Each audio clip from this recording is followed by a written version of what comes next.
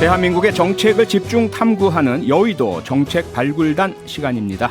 최지은 더불어민주당 선대위 대변인, 김재섭 전 국민의힘 비대위원 스튜디오에 나오셨습니다. 어서 오세요. 네, 안녕하세요. 안녕하세요. 지금 유튜브로도 생중계되고 있습니다. 유튜브 댓글도 저희가 실시간으로 다 확인을 하고 있으니까요. 저희 모습을 보고 싶으신 분들, 또 댓글로 참여하시고 싶으신 분들은요, 유튜브에서 표창원의 뉴스 아이킥을 검색해서 들어와 주시면 감사하겠습니다. 최근 여야 두 후보가 안보와 국제 정세를 놓고 충돌하고 있는데요. 오늘 그래서 대선 후보의 안보관에 대해 좀 더 깊게 들어가 보겠습니다. 지난주 대선 후보 토론회에서 나온 발언을 놓고 양쪽 공방이 치열한데요. 먼저 이재명 후보의 말부터 들어보겠습니다. 6개월 초보 정치인이 대통령이 돼서 나토가 가입을 해주지 않으려고 하는데 가입을 공언하고 러시아를 자극하는 바람에 결국은 충돌했죠. 지난 금요일 대선 후보 토론회에서 이재명 후보가 러시아의 우크라이나 침공 사태에 대해 언급한 내용인데요. 최지은 대변인, 윤석열 후보는 오늘도 이 발언에 대해서 SNS에서 비판을 했습니다. 이재명 후보가 우크라이나 국민을 조롱해서 국제사회에 공분을 불러일으켰다, 이런 이야기인데 어떻게 생각하십니까? 조금 왜곡하신 것 같고요. 네. 윤석열 후보의 해석이 이재명 후보 같은 경우에는 우크라이나 그 러시아의 침략 이후에 침략이 실제로 발생하기 전에도 대선 후보 중에 제일 처음 러시아를 규탄하고 우크라이나의 그 영토는 우리가 지켜야 된다. 그건 국제법상으로 유엔의 합의문에서도 꼭 지켜야 되는 것이다라고 제일 먼저 긴급 회의를 주재하고 그 성명을 발표를 하셨어요. 네. 그래서 그런 의도는 분명히 좋은 의도를 가지고 말씀을 하신 거고, 예. 다만 이제 이재명 후보가 당시에 TV 토론에서 하고 싶었던 말은 네. 이런 외교나 안보 문제는 굉장히 신중하게 접근해야 된다. 네. 가장 중요한 건 평화고 절대로 전쟁을 해서는 안 된다. 그래서 전쟁과 같은 상황을 피할 수 있으면 가능한 한 외교적으로 평화적으로 대화로 피해야 된다는 말씀을 하시면서 네. 정치적인 연륜 이런 거 초보 정치는 조금 위험하다, 좀 불안하다 이런 말씀을 하셨는데 하필 그때 예. 우크라이나 예를 드신 건 좀 적절하지 않았고 네. 왜냐하면 거기서 지금 전쟁이 나고 있는 상황에서 우리가 얘기를 하는 건 적절하지 않은 것 같아서 이미 사과를 하셨고 네. 그럼에도 불구하고 외교 안보는 이재명 후보가 더 잘 준비되어 있는 후보다. 네. 저는 이런 생각이 듭니다. 그 부분은 적절치 않았다, 사과를 네. 했다. 김재섭 네. 위원님. 그러니까 이게 그 러시아를 규탄하는 성명이 먼저 있었고 그다음에 이제 우크라이나 이제 실수를 하신 거죠. 말 그대로. 근데 저는 이게 이제 실수라고 볼 수도 있지만 기본적인 외교 노선과 관련된 기본적인 어떤 뚜렷한 철학 같은 것들이 있는지를 의심하게 되는 거였었어요. 그러니까 예를 들면 러시아가 침략을 했다. 근데 네. 러시아를 비판한다. 그리고 나서 이 토론장에 갔더니 윤석열 후보를 비판하기 위해서 우크라이나의 사례를 꺼냈다. 사실 완전히 반대되는 내용이거든요. 그러면 그때그때 상황에 맞춰서 뭔가 외교 노선이 정해진다. 내지는 상황에 맞춰서 필요한 말만 한다. 이제 이렇게 비춰질 수가 있거든요. 근데 외교라는 것이 경제 정책과 더불어서 외교 안보, 우리가 특히 이제 국방 이렇게는 경제까지 해가지고 이렇게는 가장 어떤 철학이나 원칙이 중요하잖아요. 근데 예. 이렇게 되면 사실 원칙 자체를 국민들이 의심할 수밖에 없다는 것이고, 네.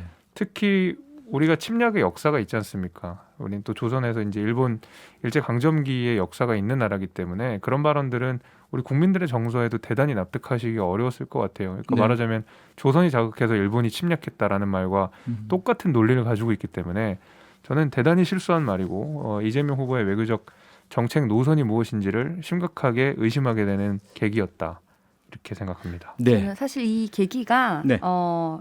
우크라이나를 침공한 러시아를 비판하신 거는 제일 처음 하셨는데 이 얘기가 나온 그 계기는 사실은 윤석열 후보가 선제 타격 얘기를 하셨잖아요. 사드 네. 추가 배치랑. 예. 그래서 그런 얘기를 하는 것은 전쟁 중에 장수면 모르겠는데 국가 지도자로서는 불필요한 긴장이라든지 불필요한 선동 이런 거를 무력 충돌에 대한 그런 긴장 상황을 조성하면 안 된다라는 얘기를 하고 싶으셨던 것 같아요. 네네. 그래서 이런 좀 그런 외교 안보를 다룰 때는 경험이 필요하다 이런 말로 하신 것 같은데 네. 그럼에도 불구하고 우크라이나 정치인과를 이렇게 비교를 하는 것은 잘못된 것이라고 생각합니다. 네. 저는 그 부분에서 좀 생각이 다른데 예. 불필요한 긴장을 안 만들기 위해서는 강한 국방력을 갖추는 게 맞죠. 그래서 선후 관계에 따라 좀 다르게 해석하시는 것 같은데 저는 그렇습니다. 이제 불필요한 긴장이라고 하는 것이 강한 국방력을 갖추지 않고 있을 때, 강한 안보를 갖추지 않고 있을 때 자주 긴장이나 갈등들이 국면이 생기거든요. 네. 오히려 강한 국방력을 갖추고 있고 음흠. 어느 나라가 침투를 하더라도 우리는 아주 단단하게 버틸 수 있다라는 것이 세계 만방에 알려지게 되면 누가 네. 그 불필요한 갈등을 만들겠습니까? 저는 그런 의미에서 네. 불필요한 긴장을 만들기 때문에 윤석열 후보의 발언이 잘못됐다고 이야기하는 것은 사실 이재명 후보의 어떤 안보관을 의심하게 되는 또 다른 포인트라고 저는 보고 있습니다.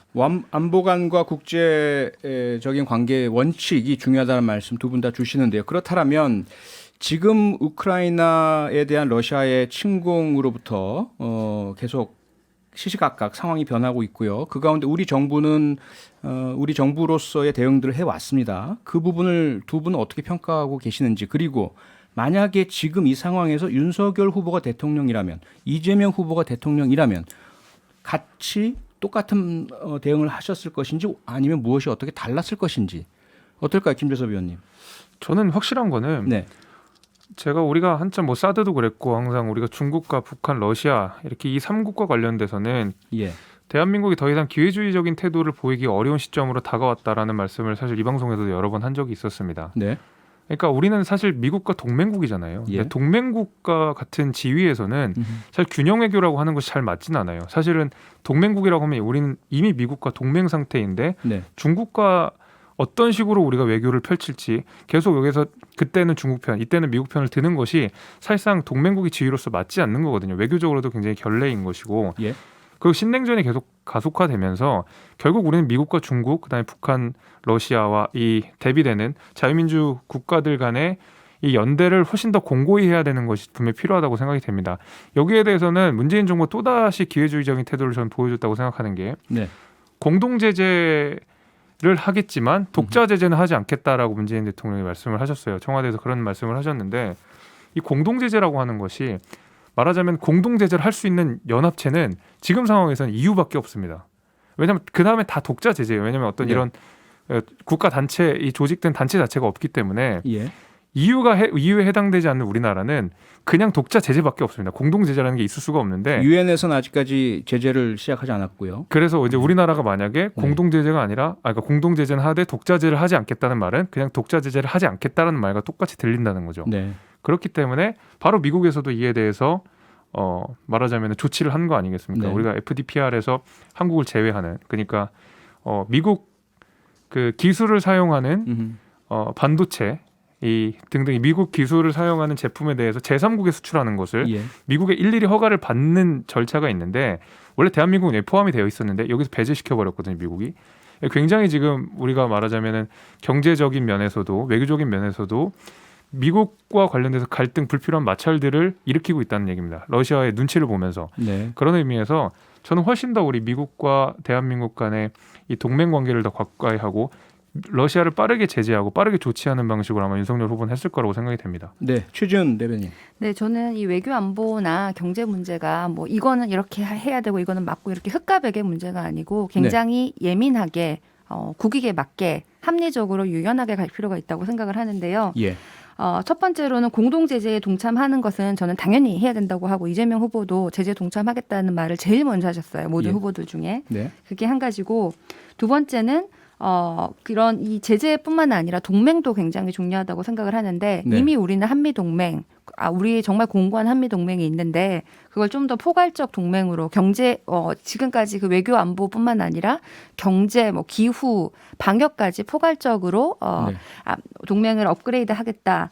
또 동시에 이재명 후보 같은 경우는 지금 공약에 동아시아 안보 협의체 이런 식으로 우리 EU 지금 말씀하셨는데 네. 유럽에 있는 그런 안보 협의체 같은 걸 동아시아도 필요하다. 그래서 소규모에도 이런 동맹은 아니지만 협의체들 미래는 더 많이. 그렇고요. 지금 제가 네. 두 분께 여쭤보고 싶은 것은 분명한 차이가 나는 것 같아요. 김재섭 위원의 윤석열 후보라면이라는 말씀 중에는 뭐 호주나 뉴질랜드나 캐나다, 영국처럼 그렇죠. 초기에 미국과 똑같은 형태로 독자적 제재를 했을 것이다. 윤석열 후보라면 네, 대통령이었다면 그럼요. 이런 말씀이시고 네. 여기에 대해서 아마도 지금 문재인 정부가 초기에 보였던 반응은 러시아에 있는 우리 교민들, 또 우리 그럼요. 기업들, 우리 공장들, 그리고 수도 없는 러시아에 수출해야 할 우리 경제, 이 부분 때문에 그렇게 신속하게 함께 제재 동참할 수는 없었다. 우리의 국익을 위해서 조금의 어떤 뭐 시간을 본 것이다. 이런 모습이란 말이죠. 그 부분에 대해서 최지원 대변인께서는 이재명 후보 입장은 어떤 것이라고 보세요? 저는 문재인 정부의 방향이 예. 맞다고 생각을 맞다. 합니다. 예. 그래서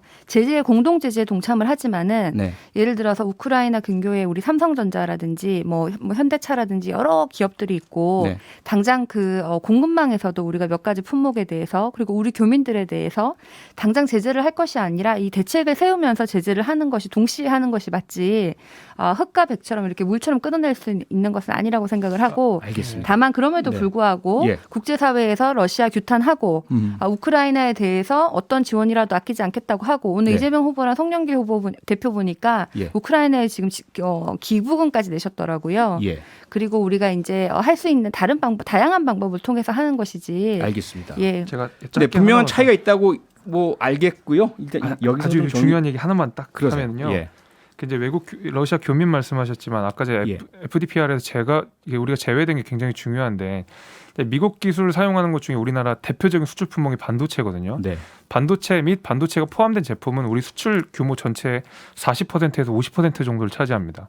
여기가 매번 미국의 허가를 받아야 되는 상황이기 때문에 말씀하신 대로 지금 여기서 제외됐다고 하는 것은 네. 문재인 정부가 초기 대응을 너무 잘못했다는 소리예요. 그래서 그 부분 분명히 말씀드려야 될 저는 것 미국과 같아서. 같이 하는 공동 제재에 당연히 참석을 한다고 했고 네. 제재를 안 하겠다는 얘기가 절대 아닙니다. 근데 그러니까 제재도 기회주의적으로 하다 보니까 제재도 우리도 참석하지만 제외가 돼버렸다는 거죠. 제재뿐만 그 아니라 부분은 다양한 이렇게 예. 정리하죠. 그 부분이 현재 우리 정부에서 미국과 협의를 통해서 제재를 풀기 위해서 노력하고 있다. 이게 과연 성공을 하면 어쨌든 후속적으로라도 좀 보완이 된 것으로 보이고요.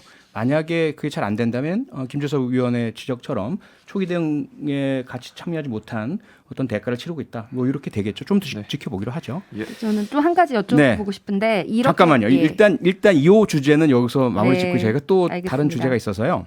윤석열 후보의 발언으로 좀 넘어가 보겠습니다. 윤석열 후보도 최근 토론회에서 한 말이 논란을 계속 이야기하고 있습니다. 어떤 이야기인지 한번 들어보시죠. 유사시에 한반도에 네. 일본이 개입하도록 허용하는 건데 그거 그죠? 하시겠습니까? 저게 한미일 동맹이 있다고 해서 유사시에 들어올 수도 있는 거지만 꼭 그걸 전제로 하는. 네, 이 내용 역시 지난 금요일 대선 후보 토론회에서 나온 이야기고요. 심상정 후보와 한미일 군사동맹 문제에 대해서 질의응답, 질문 답변을 하는 와중에 나온 발언입니다. 김재섭 위원님, 이재명 후보가 오늘 3.1절 방송 연설을 하면서 윤석열 후보의 이 발언이 망언이다, 믿을 수 없는 국가관이다라는 비판을 했습니다. 어떻게 보십니까?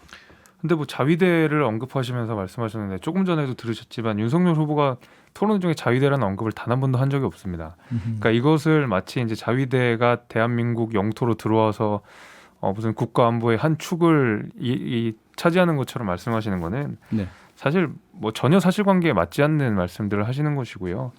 지금 우리가 미일 동맹이 있고 네. 한미 동맹이 있습니다. 그러니까 다만 이제 우리 한미일 동맹이 없는 것이죠. 이제 그거는 애초에 있지도 않은 거고 예. 이거를 가지고 뭐 마치 윤석열 후보가 한미일 동맹이 있다는 것처럼 이야기를 하는 것은 전 대단히 부적절하고 그냥 만약에 이제 한미일 동맹에 언급이 되고 여기에 대해서 뭐 필요성을 언급한 것이라면 자유민주주의 진영 전체의 어떤 대응 차원에서 말씀을 하신 것이지 이것이 뭐 한미를 언급하거나 아니면 일본이 유사시에 대한민국 전쟁에 개입을 하거나 이런 말씀은 전혀 아니었.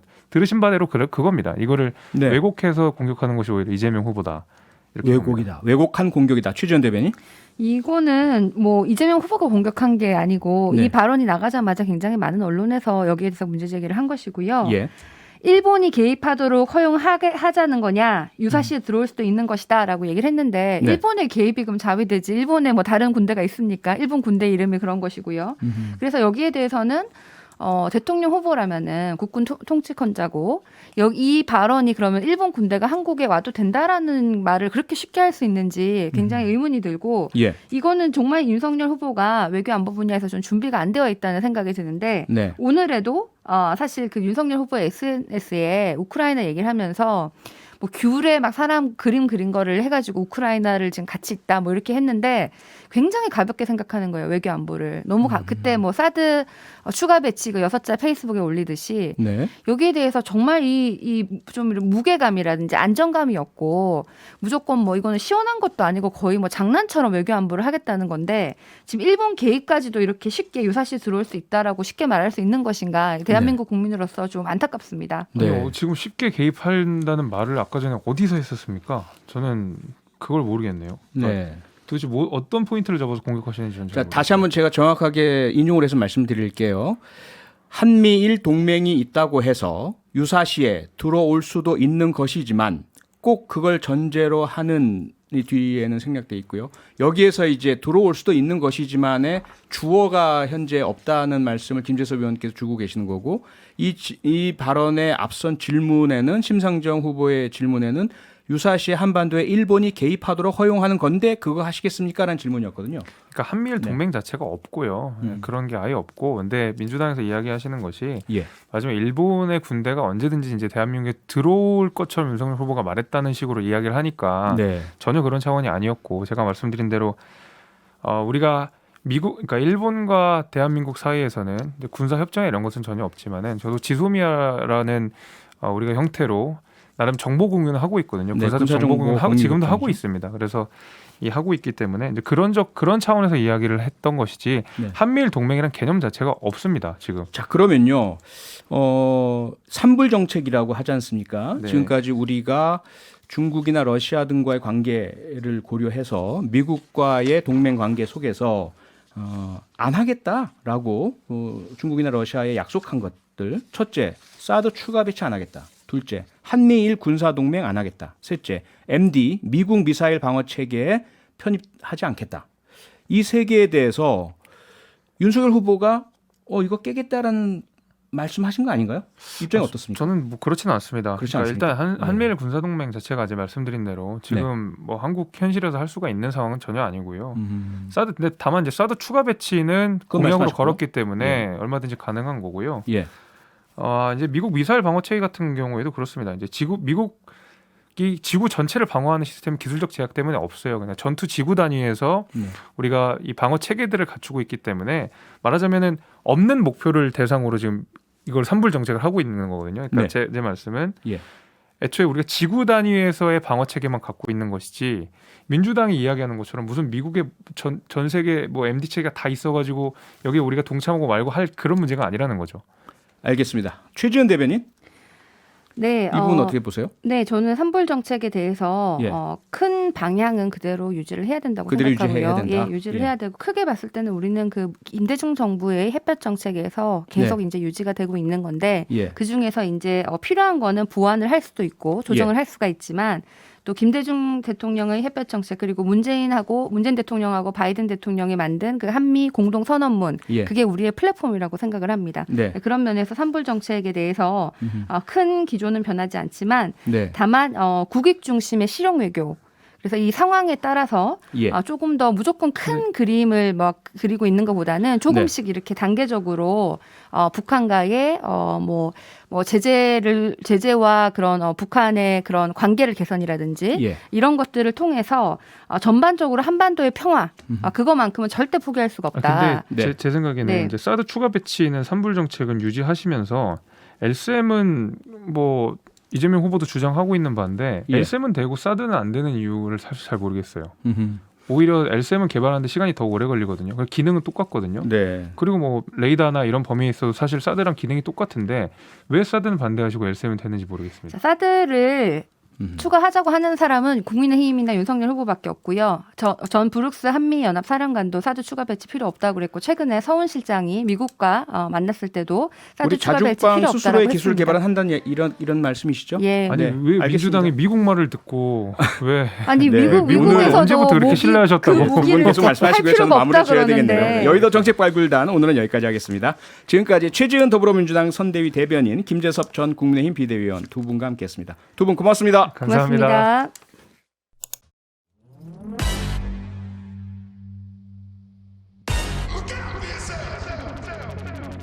더 유능한 민주정부로 더 성장하는 나라를 만들어 공정이 돌아오고 우리가 알고 있던 상식이 돌아오는 날로 대전한 대혁신의 시대를 열어나가고 싶은 국가의 시대, 시장의 시대를 넘어 시민의 시대를 열겠습니다. 아마도 이게 논란될 것 같습니다. 항상 이쪽은 규제가 되고 그 갈등은 어떻게 이 말씀의 취지 좀 설명해 주시겠습니까? 못 봤었을 거 아니에요. 얘기를 하면 그거에 대해서 예스노 대답을 하고 그다음에 ready.